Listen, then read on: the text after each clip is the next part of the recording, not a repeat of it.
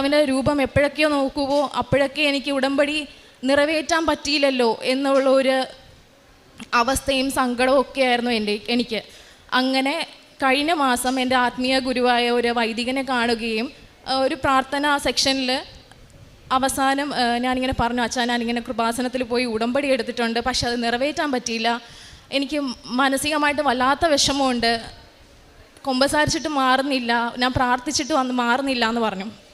അങ്ങനെ അച്ഛൻ എൻ്റെ തലയ്ക്ക് കൈവച്ച് പ്രാർത്ഥിക്കുകയും എന്നിട്ട് അച്ഛൻ പറഞ്ഞു, മോളെ നീ മാതാവുമായിട്ടൊരു ഡീപ്പ് കോൺവെർസേഷനിലായിരിക്കുക, നീ മാതാവിനോട് നന്നായിട്ട് സംസാരിക്കുക, നിനക്ക് എന്താണ് പറ്റിയതെന്ന് മാതാവിനോട് നീ പറയ്, എന്നിട്ട് നിനക്ക് തോന്നുന്ന ഒരു പരിഹാരമായിട്ട് നിനക്കൊരു ജപമാല സമർപ്പിക്കണോ അതോ ഒരു നന്മ നിറഞ്ഞ മറിയമേ പറയണോ, എന്താണെന്ന് വെച്ചാൽ അത് ചെയ്യുമെന്ന് പറഞ്ഞു.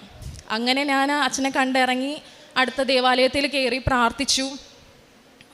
അതിനുശേഷം എനിക്ക് മാനസികമായൊരു സന്തോഷം ലഭിച്ചു.